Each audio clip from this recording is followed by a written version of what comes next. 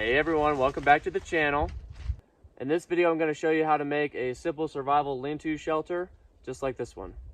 The first thing to note here is that you want to make this shelter for 1, maybe 2 nights.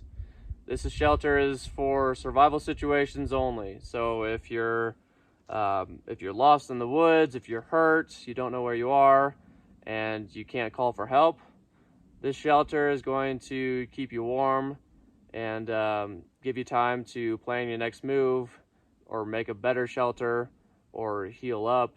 This is just for the short term, the very short term. Another quick note to make before we get started is that when you find a location to start making this shelter, the first thing you want to do is start a fire. Having a fire going when you make this shelter is going to ensure that you stay warm, and it's going to lift your spirits, especially if you're in a situation where you don't know what to do next, or you're hurt, or you're lost, or anything like that. So what you need to have with you if you want to practice this shelter are thick leather gloves, a knife, and it doesn't have to be any longer or wider than your palm, a survival blanket, and I'll put a link to where you can get one of these in the description below. And one quick note, when you do make your shelter, you want the orange side facing up and the reflective side facing you as you sleep, so that when you build your fire, the heat is going to reflect back down on you during the night.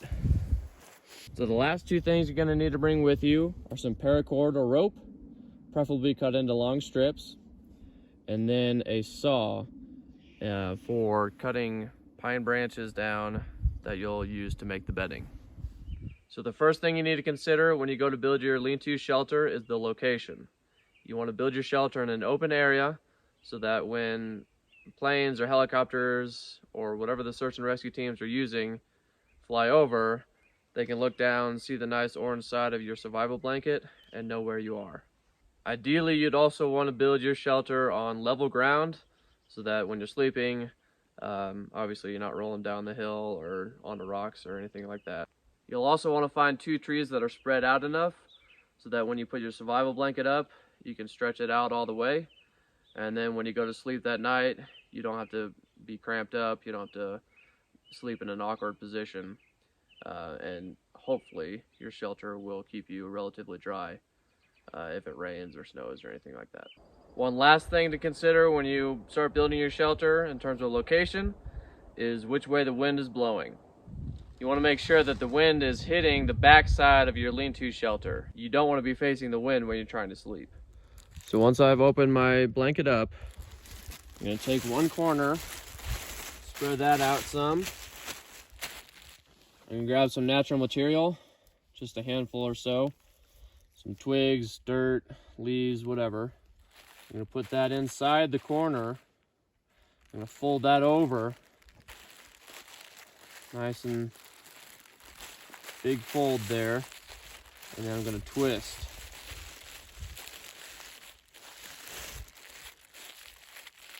Now this is just so that I can make more of a solid corner, so that when I take my cord right here, I can tie it around, and now this corner has some structure. And to tie the corner up, I'm going to use the 2 1/2 knot. And if you need a refresher on how to tie that knot, you can watch my knots video. So tie that up nice and snug.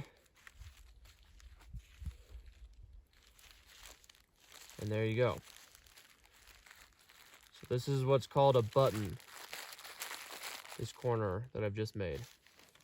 Now you do want to use twigs or dirt or leaves. You don't want to use snow, because once your fire gets going, it's going to warm up your blanket and that snow is probably going to melt.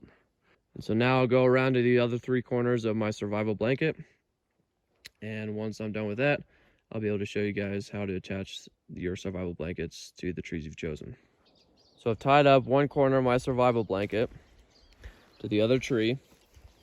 I'll come over to this tree, and I'm doing a Canadian jam knot on all 4 corners. So I'll start the overhand knot on the end,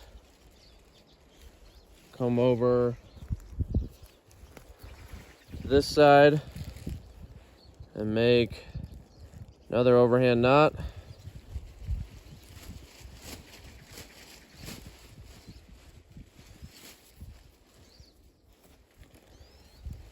And then I'll just pull that tight.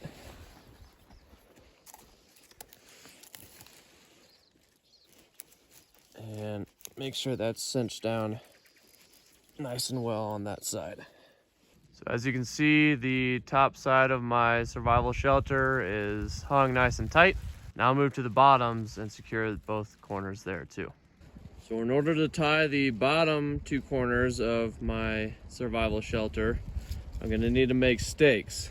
So I'll grab a nice thick stick here, and I'll take my knife and I'll start to sharpen the end of the stick.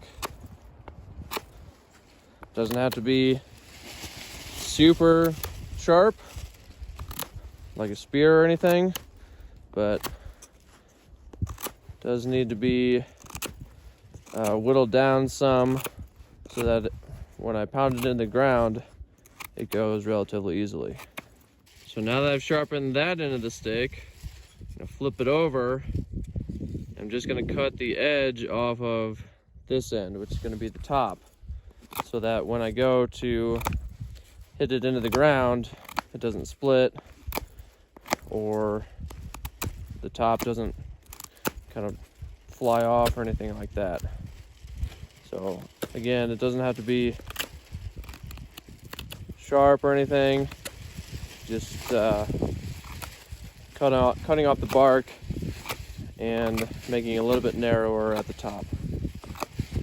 Okay, so now I've gotten my stick ready to go with the sharp end pointing down, and then cutting off the top end there a little bit. Now I'm ready to go ahead and put this stake into the ground.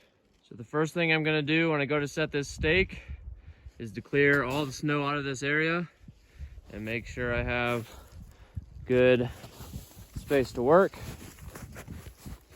And I'll get the stake ready, and then I'll take another preferably thicker stick, and when I go to pound it into the ground, if I'm holding it like this and I miss, it's gonna go right into my knuckle, and that's gonna hurt. It's not gonna feel good. So instead, I wanna be palm up, and then if I do miss, come off here, I catch it on my palm. It's not gonna hurt as bad, at least. So, have my thicker stick here, palm up. Just gonna go ahead and start whacking the stick into the ground until it's relatively well set into the ground. It's not gonna move a whole lot in case there's wind like there is today and my survival shelter is blowing all over and pulling on this stake. So once my stake is set into the ground, I'm going to take this cord that's attached to the bottom button of my survival shelter. First thing I'm going to do to tie the Canadian GM knot, make an overhand knot right there, and then pull my string over top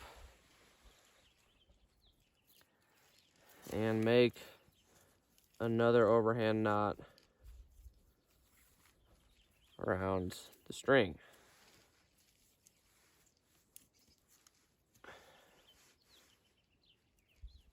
And once that's good, I'll cinch it down and pull tight. Make sure my stake doesn't come out of the ground.